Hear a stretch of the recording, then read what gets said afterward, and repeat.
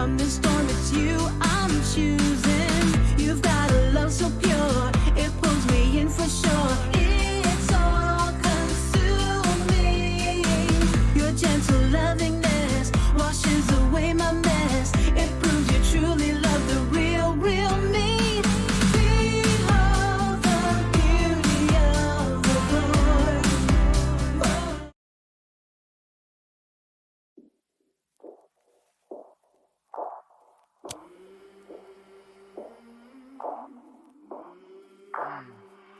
I came from the mud. There's dirt on my hands. Strong like a tree. There's roots where I stand. Oh, I've been running from the law. Try to catch me howling at the moon.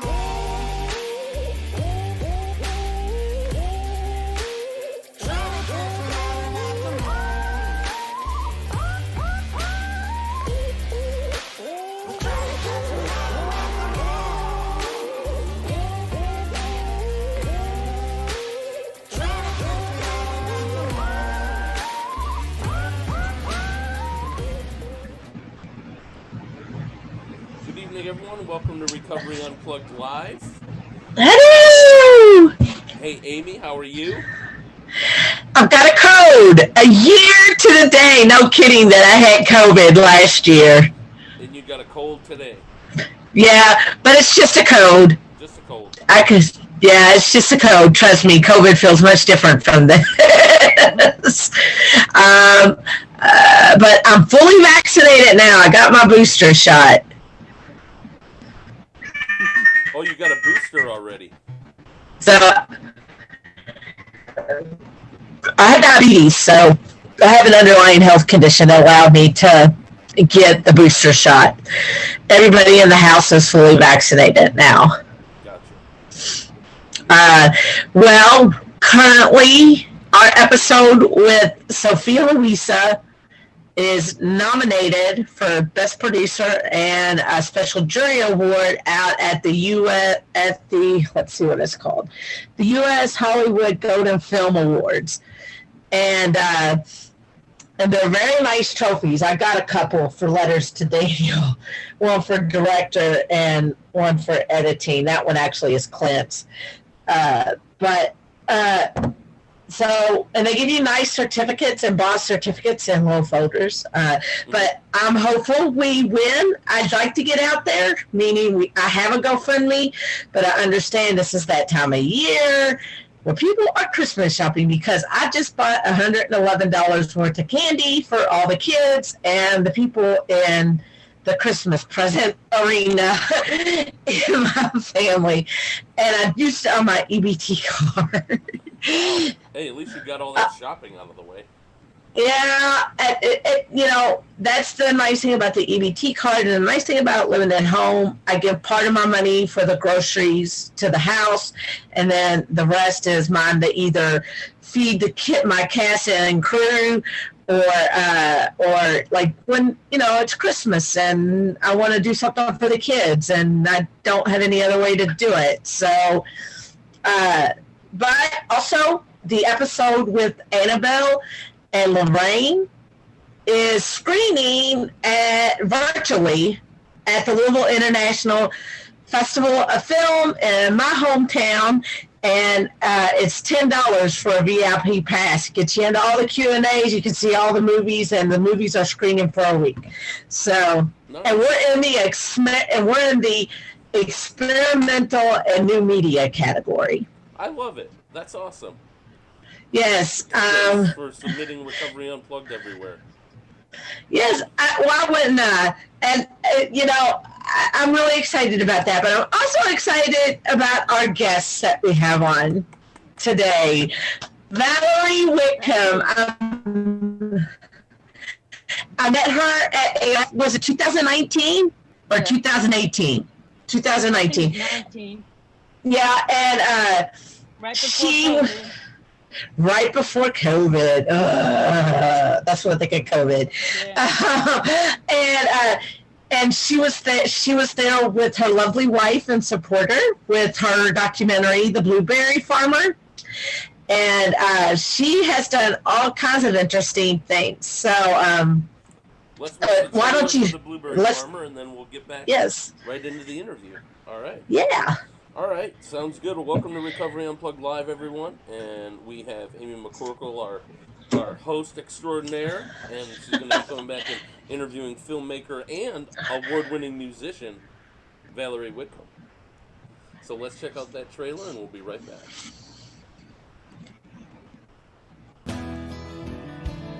He was everyone's favorite felon. I saw a helicopter flying right at treetop level. My neighbors thought that the government had declared war on me. I cannot deny that you've seen the cannabis, it's mine. They promptly handcuffed me for 8 hours while they searched the farm. I sat there on the porch sweating with my hands cuffed behind me and watched what had been my life slowly dissolve. It's a story of high hopes and deadly uncertainty. Instead of me being eligible for a year probation, I was facing a minimum of 10 years in prison, a $2 million fine, and the confiscation of my entire farm. For Bernie not to have received some sort of pardon on it, his life changed dramatically. Bernie raises the issues about not just his individual case, but a system that has never been just. While I went into it thinking I was majoring in survival, I ended up being granted a degree in gratitude, because that's what I'd learned. The Blueberry Farmer.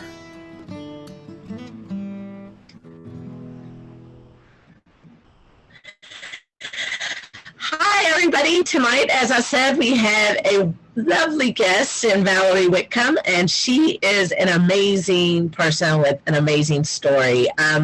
We met at AOF in 2019, and your film, the documentary, The Blueberry Farmer, was showing, and I believe you won some awards for it, and why don't you tell us what The Blueberry Farmer is about?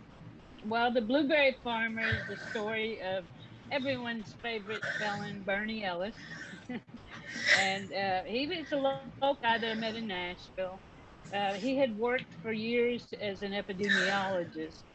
And so he had a lot of AIDS patients back in the day. And he was also an old hippie, and he had a farm. And he grew a little bit of marijuana for himself, and he found out the medicinal qualities of it, and he started providing marijuana for about 15 years to AIDS patients, and just gave it to him. He had met him at the farm in Summertown, Stephen Gaskin's farm. And so this went on for about 15 years, and then in 2002, his farm was raided.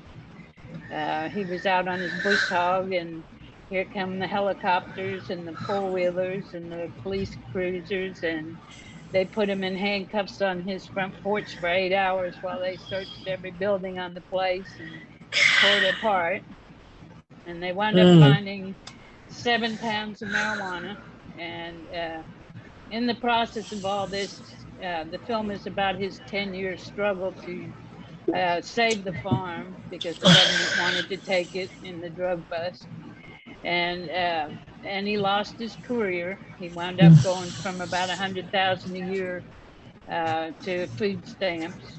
He couldn't get a job. He was a felon. He wound up serving about 18 months in a halfway house, but it was jail basically. He couldn't leave. And so anyway, I met him. I had actually gone to a political rally or a meeting in Nashville, a Democratic meeting, and he was a speaker. And he started to tell his story, and I'm sitting there watching him. Well, I had been about 2 years out of a project. I had worked for 7 years on a documentary about Jimi Hendrix. And, oh, wow. and I never released it because I went into it with another guy, and he wound up with it. It's basically you buy me out or I buy you out. And anyway, he bought me out, so I turned everything over to him. So I went around for a couple of years with a hole. I didn't know what I wanted to do next, and I had put so much time into the other project. But I met Bernie, and I knew I had a project right there in front of me, a story that needed to be told. Yeah. And whether I'm doing music, songwriting, or this, I'm a storyteller, and I knew his story needed to be told, and so it was about 2 years shooting it, and it did well in the festivals. Emily and I went to Vermont. We went to Vegas. It played in Louisville. It played in Cleveland. My hometown. So we did quite a few. I was very pleased first time out of the gate. It was terrifying for me the first time in a theater with the documentary when I had done music in front of audiences for years. I didn't have any idea what the reaction to this was going to be, but it was good, and I was able to breathe after the first showing. Yeah, I find that when the projects, I mean, everybody, all your projects are your babies, but when they're really important to you, or it's the first time that you've done something really big on your own, and you're sitting in there, and you're waiting for that response from the audience, and you just hope it goes well. I've had people walk out on my documentaries before. I've been the only person in the screening room at small festivals, but with Letters to Daniel, it really hasn't been like that. But it came out right before COVID hit. So it really has only had a handful of live screenings. And the Blueberry Farmer just seemed very compelling. And just talking about it now, you can probably tell how it gets to people, like right here. Because when you're talking about medicinal quality, a lot of people go, oh, medicinal qualities of marijuana. But they're like CBD oil and edibles and all kinds of stuff. You've got the Blueberry Farmer right now out there. What I know with COVID, it kind of stopped the wheels turning for a lot of people. You kept going? you just kept going? So tell me, what are you working on now? Well, I finished this summer. Our daughter is an actress. She's in a local theater in Nashville. And so we did a film for her over the summer. She got a grant, and it played in a festival, the Kindling Arts Festival in Nashville in August. And that went over really well. It was a short. In fact, I think at some point she'd like to trim it down and put it in the film festivals as a short film. It's sort of like a series of vignettes, or like if you did 7 or 14 music videos and put them all together, because she's speaking through her written word and dance and music and all that. But it's called 7, and so that was fun. And Emily helped. She ran a camera too, so it was a family affair. We shot it all at the farm, so that was great. And then now I'm working on a feature script. My first time writing a narrative, and it's a historical, based on a real character 150 years ago, a woman, badass woman. Badass woman. And she was an actress. So I am deep. When you said you were going to New York, I am deep in New York history. In fact, I'll put a plug out for a podcast I've been listening to that I'm just enthralled with, called the Bowery Boys. Have you heard of them? And they talk about New York. If you want to know New York City history, they are great. And so I've been listening to them. I've been reading a lot of old letters and journals from people that lived 150 years ago. So wow. A lot of research, but it's fun. I'm enjoying it. Okay, well, that I have also seen you go Facebook Live on your farm and seen your horses, and so tell me what farm life is like with all those horses and cats and maybe dogs. Maybe. Oh yeah, I got 2 dogs. Well, we have a farm about 45 minutes outside of Nashville, and it's a boarding facility for horses. So we have about 20 of them on the farm right now. And I do trail riding once a week or whatever. I was into Pirelli natural horsemanship for a number of years, and it's a way of they call it love language and leadership. It's a way of communicating with the horse in a not the old-fashioned way, you know. It's not the bigger bit and the bigger spurs and all that. It's creating a partnership, but I have controlling interest. So you are also, am I right in saying, are you a Grammy award-winning or Grammy nominated? I was nominated back in '95. Wow. In the original blues category. Wow. So I had a 5-piece band that played regionally around Nashville, Kentucky, and around that area, down to Birmingham. Yeah. And it was like Chicago style blues. I started in folk, and then I did some country, and then I wound up eventually in blues. Well, you definitely have the voice for it. It definitely with that very, very scratchy. I could belt them out. And I love you. I converted my art to the filmmaking when my voice kind of said, "That's enough. We've done it 30 years. It's not going to do it anymore." Okay. So I get, we talk about mental health. Have you ever, and remember, this is not the Jerry Springer show, so if there's ever a question you don't want to answer, you don't have to answer it. But have you ever been directly or indirectly affected by mental illness in your career or your personal life? Well, I'll put it to you this way. I'm a person in recovery. Okay. In fact, tomorrow is my 31st AA birthday. Yes, my uncle, he's passed away since, but he had 20 years of sobriety, so I know. That's great.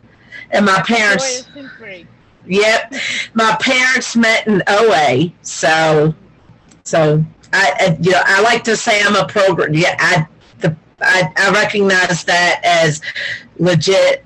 Like, definitely, if you are going through something, a completely 12 steps are a wonderful roadmap for successful living. They actually have a term that I adopted in my therapy sessions for bipolar disorder. Like, when you surrender to the process of recovery, it just makes it go so much easier. So what has your experience been like, if you feel comfortable sharing that with us? Well, I got sober in Florida. I was working in a little AM radio station in Fort Pierce, Florida.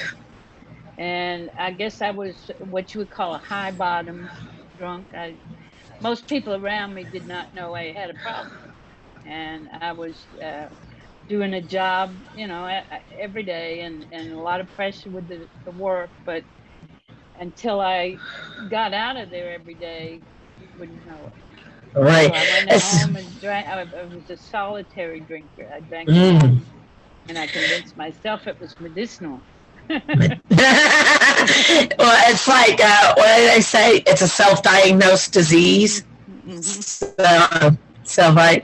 I have this feeling that with men, a lot of times they get angry and it's outward anger, and with women, it's depression.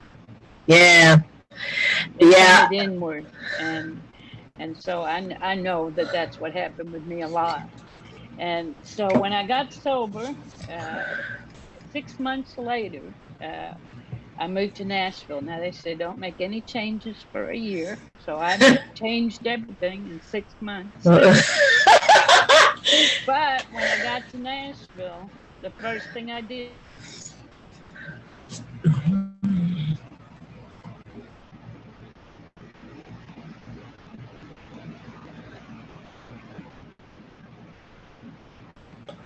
Anyway, oh.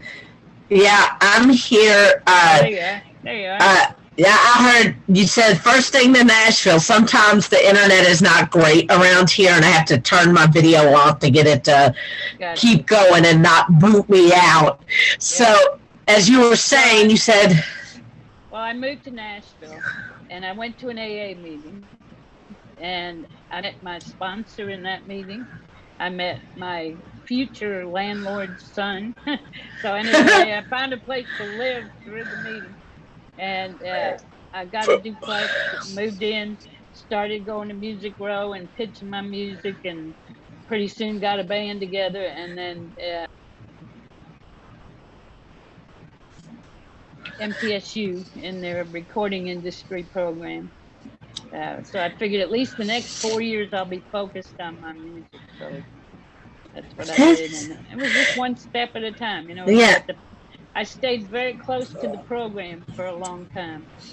Yeah, you know, I really believe you know what they say, the program works if you work it. So, and even though I didn't go to a 12-step program for bipolar disorder, my biological father, served in Vietnam, and he tends to drink a lot, and I can't diagnose him, but as the child, as I would say, someone who has at least a drinking problem, it was a problem for me, so I needed to do something right,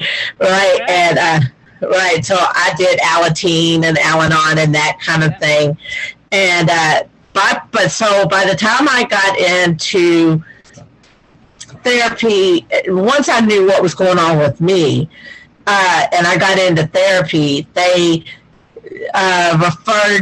would use terms that were similar to terms I heard in the program, and you know, with my mom and my stepdad having met in OA, I heard it there. I heard the terms from them, and my uncle was, you know, he had pigeons all the time, as they would call them, and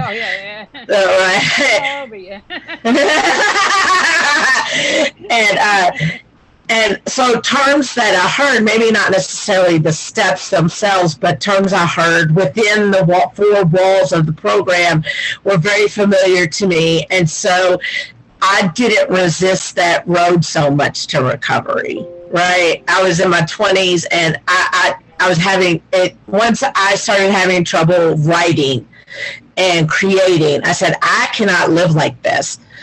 And I didn't touch alcohol. Obviously my drug of choice is food. So food, sugar, all that. I can take out. You know, they're all addictions, but the thing is, you have to eat to live. You don't have to drink to live. You can walk away from alcohol, but you can walk away from food. So you have to figure out that one out. Yeah, it's interesting. That's a really hard addiction for me. I can get good, I like long stretches, like if I'm focused, and but part of the problem is for me is all or nothing thinking, and that also is a problem with, and there's a condition associated with bipolar disorder where you don't eat during the day because you're not hungry, but then it rebounds, and then you're like shoveling food. Then you're shoveling food in, right? And I was like, oh wow, there's a term for this, and I was like, oh great, this just compounds my inclination to eat to my emotions. I definitely have COVID-19 on me. I got to get more. Oh, I went on the COVID diet. I lost 18 pounds when I got COVID, and I haven't gained it back. And you were in the hospital, you said? Yeah, I was in the hospital for 8 days, and I was on 5 liters of oxygen when I first went in, and my oxygen level was 91, 90. It was bad. I didn't realize how bad. I'm glad no one told me, because in my bipolar mind, I still took my meds when I was in the hospital, but when you're there, nobody wants to come in. Not even the nurses, right? Yeah. I had good nurses, but it was like a mix. Of course they're naturally scared. This disease, right at that time, a year ago, there was no vaccine. There was no, right? And I was in that hospital room, and steroids can make you have mood swings anyway, and I have bipolar disorder, and I'm predispositioned to that kind of stuff. And I felt so sorry for my mom, because I was so, I hate to use the term crazy because it's so stigmatizing, but I would call her and I would say, they want to keep me in here forever. I'm only coming out here in a pine box. I remember I was like out of my head, basically, telling her this stuff. But I was very fortunate. I had a lot of AOF friends call me. Dell called me. And Mom and Dad called me every day. Missy, of course, my best friend, who nobody at AOF has gotten to meet because we were so broke, we can only afford to send one of us out there. And people just checked in on me.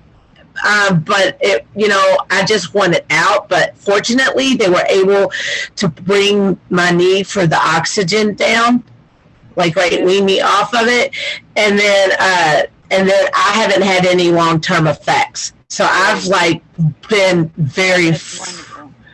I know how fortunate I am, because I've watched other people not be so fortunate. So, and you talk about the COVID-19. I expected to gain weight, but I actually lost weight whenever I had COVID.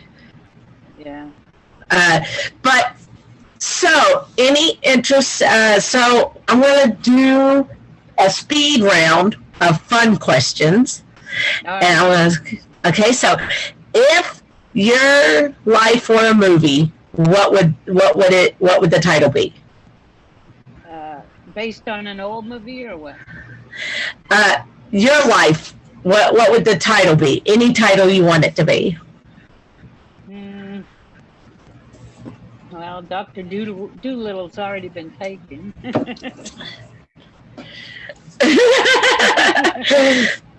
Okay, who would you cast to play yourself in that movie? Oh, let's see. Katharine Hepburn. Ooh, that's a good one. Have you gotten ever in the course of your music career, in the course of your career making the documentaries and your projects, have you ever gotten to meet some of your heroes, and what was that like? Some of my heroes. Well, I've met several, and I would say it's humbling to listen to the authenticity. Mm-hmm. That's the best I can say. To really to know somebody who are true to themselves, and they're just there in front of you, them. They're not trying to be anybody else. They're just who they are. You meet them in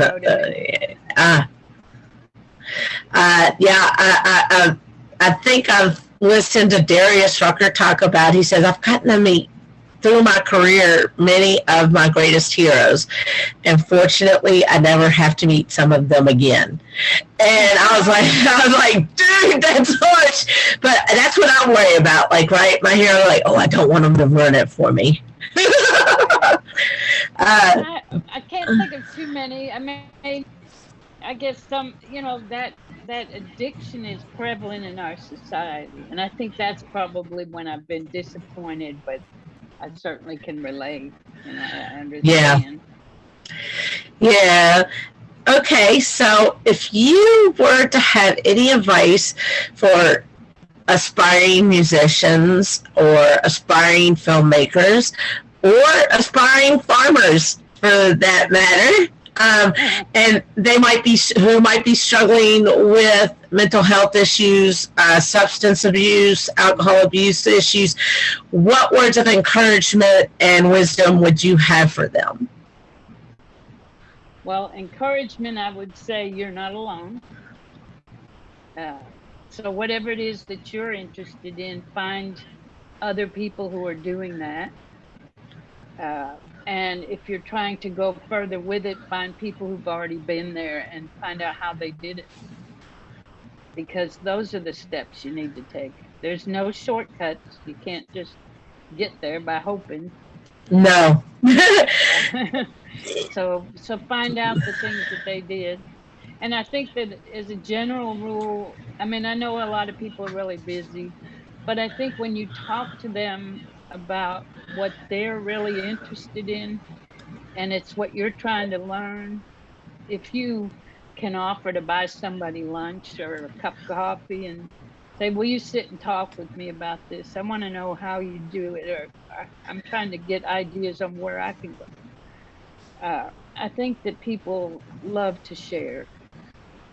Yes. You know? If you're talking about what they're doing anyway, good chance a lot of them will say yes. Okay.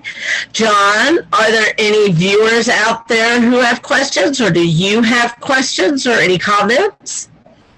No questions from the audience. I do have a couple questions. One, I appreciate the storytelling aspect of your background, Valerie, and how you wove that through your talking about how you were a musician and now a filmmaker, and also the farming stuff that you do. So what's the current state of the Blueberry Farmer? Well, right now it's streaming online. You can see it on Tubi TV. Mm-hmm. So you can go to Tubi TV and download the app if you have a smart That's TV. TUBI for those of you who are not aware. Mm-hmm. It's also on docsnow.com. Okay, cool. So you can go there and see it. And then I missed. Go ahead. So it's Docs Now, Tubi TV are the two that I know for sure right now it's on. Okay.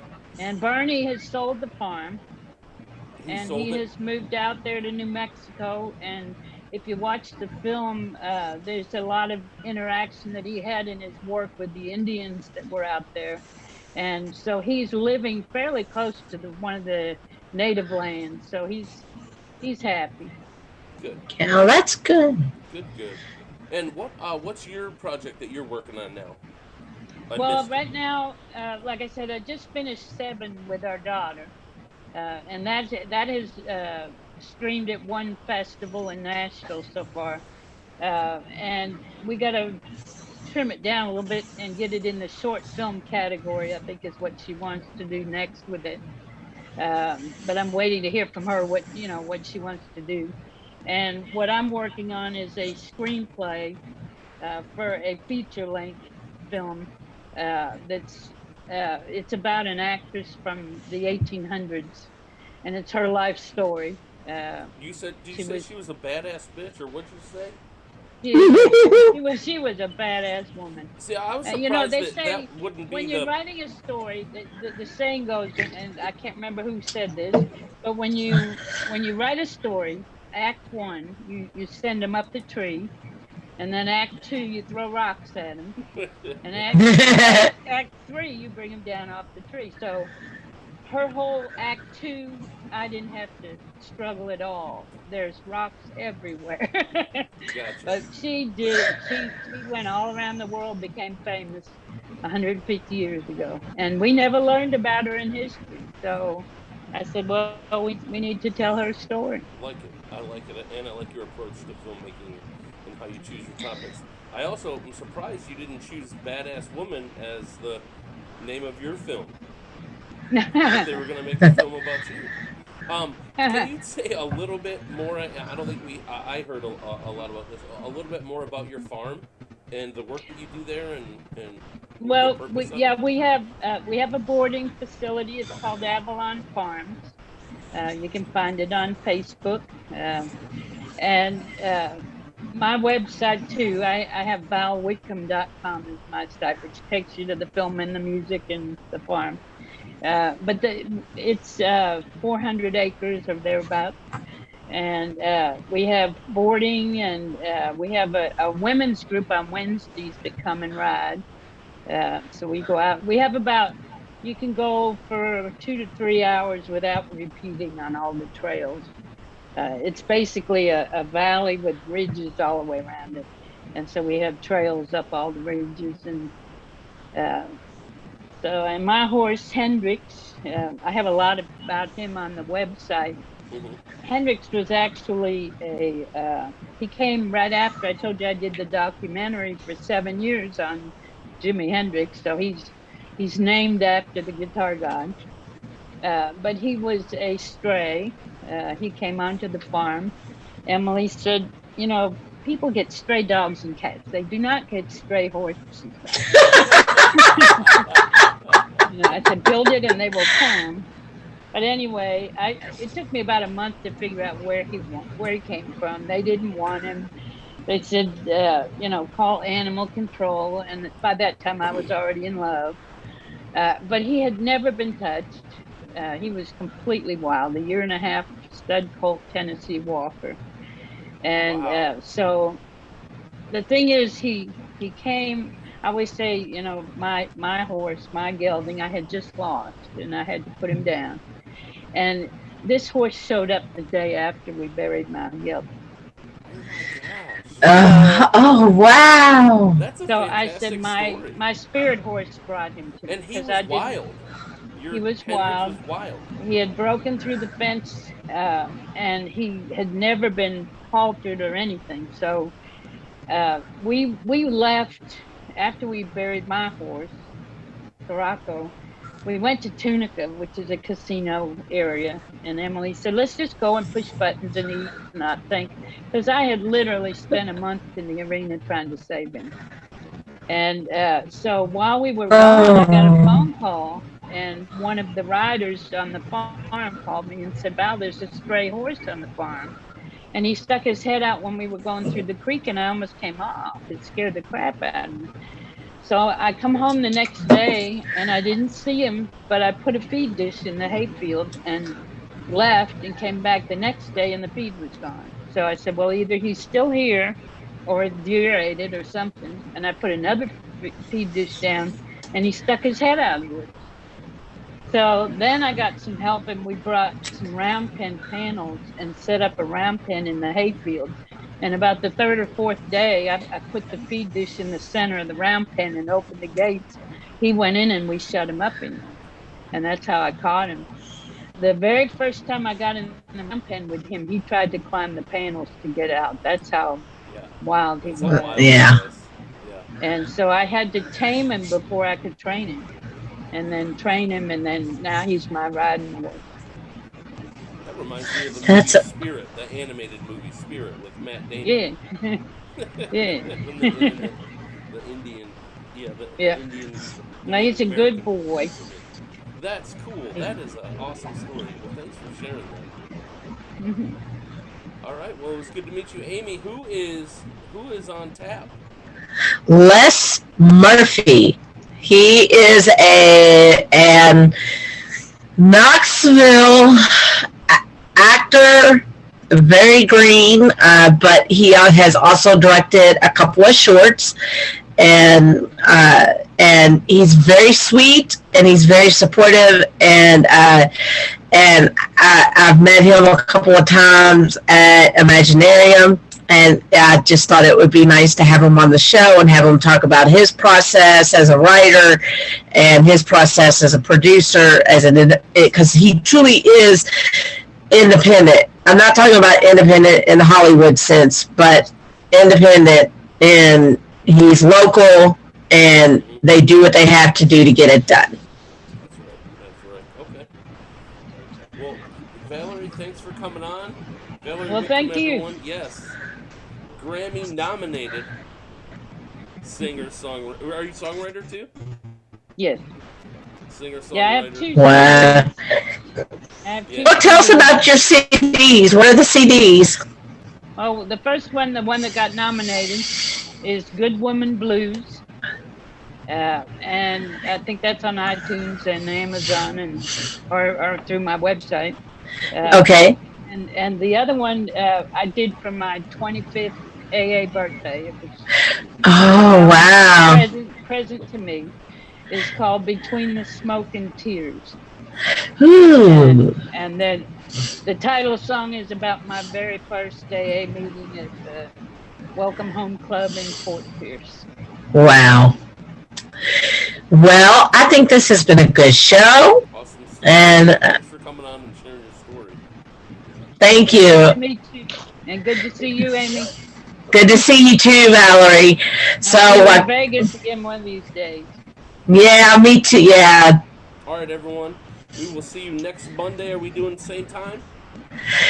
Yeah, because Les said it worked for him, so we'll be broadcasting live at 9:30.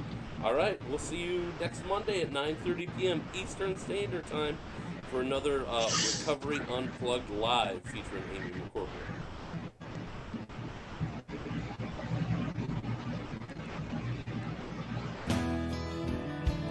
He was everyone's favorite felon.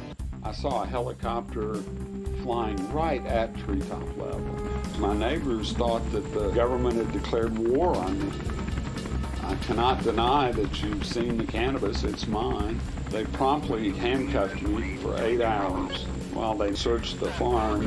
I sat there on the porch sweating with my hands cuffed behind me and watched what had been my life slowly dissolve. It's a story of high hopes and deadly uncertainty. Instead of me being eligible for a year probation, I was facing a minimum of 10 years in prison, a $2 million fine, and the confiscation of my entire farm. For Bernie not to have received some sort of pardon on it, his life changed dramatically. Bernie raises the issues about not just his individual case, but a system that has never been just. While I went into it thinking I was majoring in survival, I ended up being granted a degree in gratitude, because that's what I'd learned. The Blueberry.